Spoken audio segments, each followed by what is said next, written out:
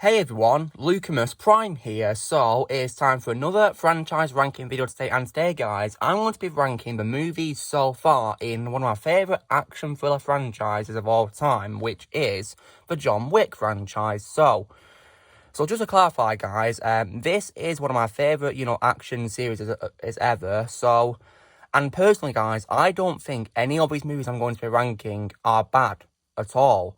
So this will be a ranking from best to weakest, not from best to worst, because I don't think that there's a bad movie at all. So yeah, now just so you know, guys, this is my personal opinion, okay? So if you guys don't agree with me, that's totally fine, but please respect my opinion just like I respect yours. Alright, so let's begin this ranking. So, starting with my all-time favourite John Wick movie so far, I'm going to go with John Wick, the first film, or chapter 1, whatever you want to call it. So yeah. Now, and I give this movie a full-blown 10 out of 10. It's definitely my favourite in the franchise so far, and I really love it. So this movie what's this about? So the story focuses on John Wick, played by Keanu Reeves, my favourite actor, searching for the men who broke into his home, stole his vintage car, and killed his puppy, which was his last gift to him from his recently deceased wife. So yeah, now, this is probably one of the greatest action thrillers I've ever seen in my life, guys, and I really love this movie so much. It's the one John Wick movie I love to rewatch the most, and I think it's great. And what I love the most is the performance by Keanu Reeves, my favourite actor. Because before I saw these films, he was my favourite actor because of The Matrix. And also because I think he's a very kind person in real life, Keanu Reeves. Very nice guy. An inspiration as well. But this role he played, John Wick, it became my favourite when I saw these films. So yeah, as I got to watch more and more films, John Wick became my favourite character played by Keanu Reeves. So yeah. His performance in this movie was absolutely brilliant, and I do believe as well that he does a vast majority of his own stunts, which is pretty awesome. It makes it look much more realistic and authentic by him doing his own stunts, so yeah. I also as well do love the supporting cast, so let's talk about the villains first. So, I will say that Viggo Tarasov, played by Mikhail Nyqvist, rest in peace, is definitely my favourite villain in the John Wick franchise. Mikhail Nyqvist played him so amazingly in these films. He was absolutely amazing, and in the first film, yeah, he played him so well in the first film, and, it's very sad that, he died the year that Chapter 2 came out, so yeah, it's very sad, but his performance in this movie was amazing.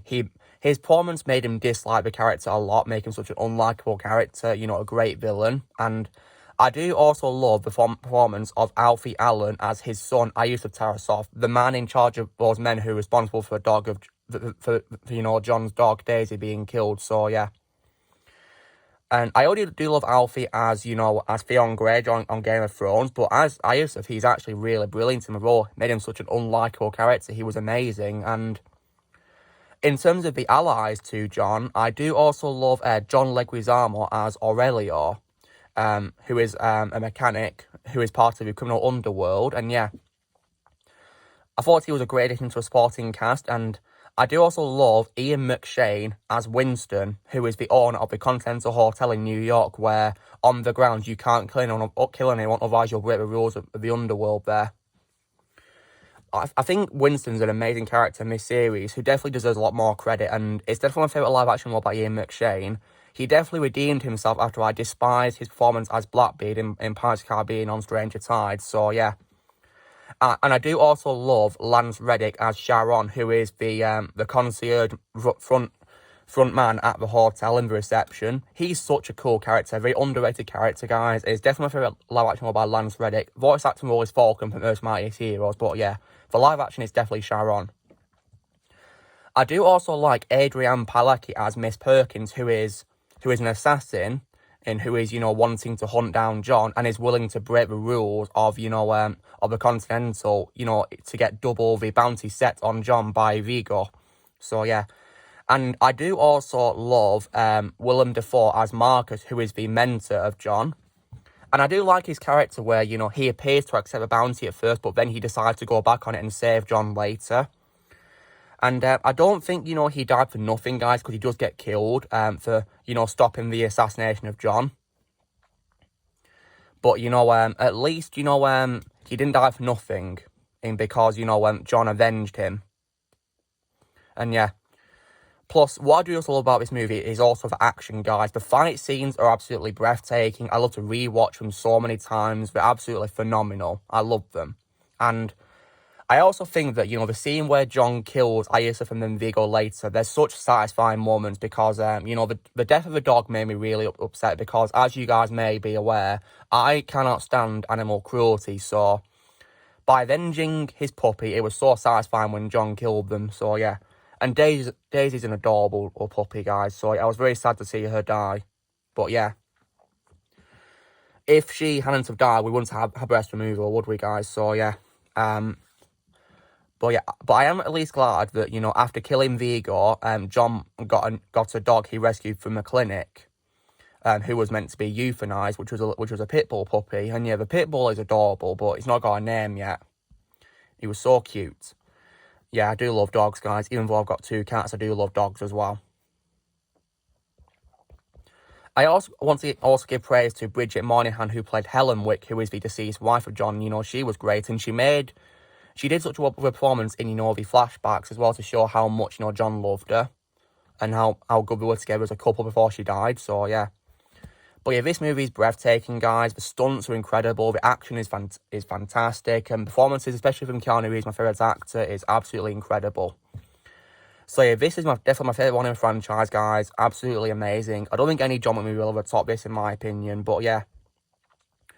So my second favourite in the franchise, guys, this is definitely a close second, which is John Wick Chapter 3, Parabellum.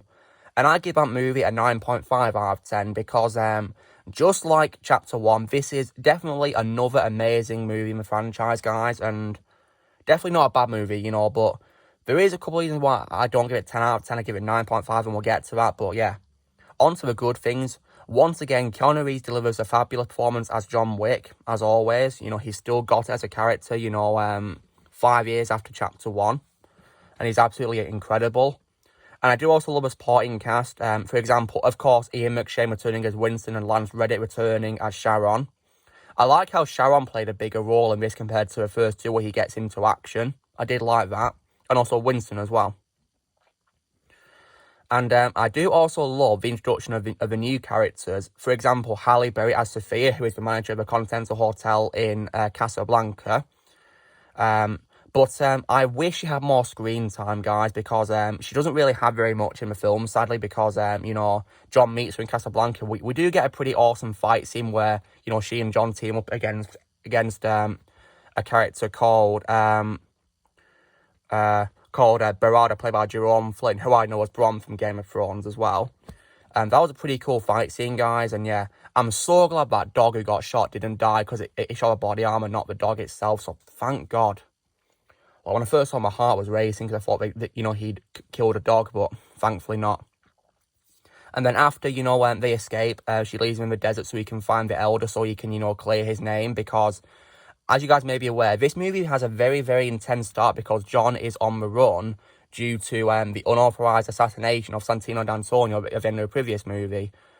So, yeah, he's declared excommunicado. In terms of the new cast, I also like the addition of Asia Kate Dillon as the Adjudicator as well. Pretty interesting character, guys. And I've got a feeling that the Adjudicator may probably return in Chapter 4 as like maybe the main villain. I'll have to wait and see. But I did love, my favourite villain in the movie, guys, would have to be Zero, played by Mark Dacascos, who is a stuntman, I believe, yeah. And he was actually really awesome in the movie, guys, great with his sword fighting, and his fight scene with John was absolutely brilliant. Like, the stunts were fabulous, loved them. And I did also love the addition of Angelica Houston as the director, who is, an old ally of John, who he meets shortly after he declared excommunicado, escaping from some assassins, and yeah, she was a very interesting character, guys. And yeah, I already did love Angelica Houston as the Grand High Witch in The Witches from 1990. But she was definitely perfectly cast as the director. And I would love if she returned in Chapter 4. I really would love that. And also, I do love Lawrence Fishburne as the Barry King, who is another organisation leader in the underworld, who he was introduced in chapter 2. But I like him more in this film because he plays a much bigger role. And yeah, he was pretty cool in this movie. Yeah, I did like him, but I felt bad for him when he got all those scars on him. Like, goodness me. Like, when it comes to, another thing I wish they improved on, I wish Aurelio returned because he was absent from the movie, guys. Like, I wanted him to return because I wanted to see what he would do in response to John being declared excommunicado. But sadly, he did not return. So I hope he returns in chapter 4. I would love that. And plus, another thing I will talk about, guys, is the ending where, it appears as though Winston tries to kill John. But the thing is, though, guys, right? If Winston really wanted to kill John so that, he would, maintain his managing position at the Continental, he would have aimed for the head. He didn't aim for John's head. He shot him where his body armor is, guys. So, yeah, he wasn't trying to kill John. He was trying to make out to the adjudicator that, he was going to kill John, but he was faking it. And also, guys, there's another clue because when John walks up to Winston, he goes, Winston. You'll notice Winston giving him a very subtle nod because he goes like this. Like that, see? A very subtle nod. So, like, he was basically, giving John a signal that, he was up to something, to help him escape. Because he was in danger, And also, I think Sharon was also in on it as well because after, the adjudicator left, he said to Winston, well played, sir. So, yeah. But, yeah. I will say that, the opening of the movie was very intense where John was on the run, getting everything sorted out before he was declared excommunicado, getting his last services from the underworld before he was declared excommunicado. So, yeah. But, yeah, so that's Parabellum, guys. So, yeah, and the ending made me really, really hyped for Chapter 4 as well, where it looks like John will be teaming up with Barry King to get revenge on the High Table. Like, that was so exciting. Like, it made me so hyped for Chapter 4. Like, wow. And now, my third and least favourite so far, guys, would have to be John Wick Chapter 2. And, but I don't think it's a bad movie at all. I consider the weakest one, and I give it a 9 out of 10. So, yeah. This movie is definitely a very great follow-up to the first movie. I love how it takes place right after it, and yeah. I love how it begins straight into action, where John's getting his Ford Mustang back, his car, which had been stolen. And great start, and I did love the addition of a new villain being Santino D'Antonio, who gives John a task to do for him, which is to assassinate his own sister Gianna, so he can be the leader of the High Table, which is council of the 12 high crime and bosses, and yeah. So once again, just like the first and the third movie, the action is great as always. The fight scenes are brilliant. I do love them. Absolutely fabulous in every way, guys. And my favourite piece of music, guys, when it comes to music, is definitely the music that plays in the concert when John is fighting Cassian, who is Gianna's bodyguard. Like, because that music is just absolutely brilliant, guys. And it fits the scene so well. And as a fun fact, guys, the DJ who's playing the music is actually the composer of that song, which is pretty awesome. I do love that. And yeah, but when it comes to Santonio, he's a bit of a traitor, isn't he? Because, he made, there be a bounty, on John, under the guise of avenging his sister. So, yeah. So that's why I don't blame John for going against Santino. And, now, and I do also this movie as well for introducing us to Barry King, played by Lawrence Fishburne as well, of course, yeah. And he, of course, helped John by giving him a gun with 7 bullets in, yeah. And, yeah. However, though, when it comes to what which could have been improved on, guys, I wish the Barry King had more screen time because he does not appear until way over an hour into a movie, guys, and he only has 2 scenes. One where he, of course, meets John, and the other one at the end he reacts to the bounty being placed on John. So, yeah. And about him being excommunicado soon. So, yeah. And plus, guys, I also as well wish that Cassian, who is the bodyguard of John, had more screen time because despite being billed second in the cast after Keanu Reeves, Common, who plays Cassian, doesn't really have much screen time because he doesn't appear until we of course see him in the concert, I believe, yeah. And it also appears as though he does know who John is, yeah, because we have a little bit of conversation before they fight, so yeah.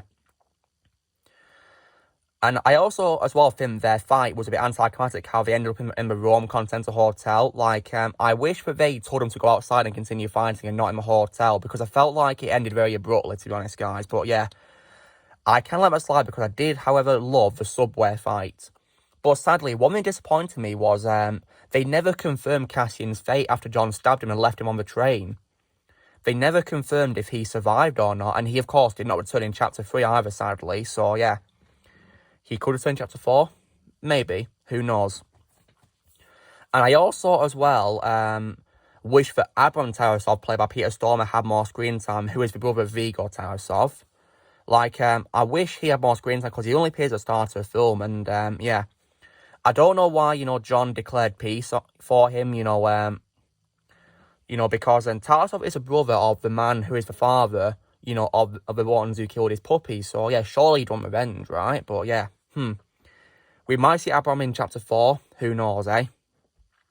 And now, I want to talk about the scene where, John, kills Santino despite being in the Continental Hotel and breaking a rule, right? Because to be honest, right, guys, I don't really blame John for killing Santino, because Santino was such a nasty character, really cruel, and, I think he had it coming. So, yeah. And I also do appreciate Winston, because despite the fact that John was excommunicado for breaking the rules, I do like how Winston delayed the excommunicado announcement by an hour.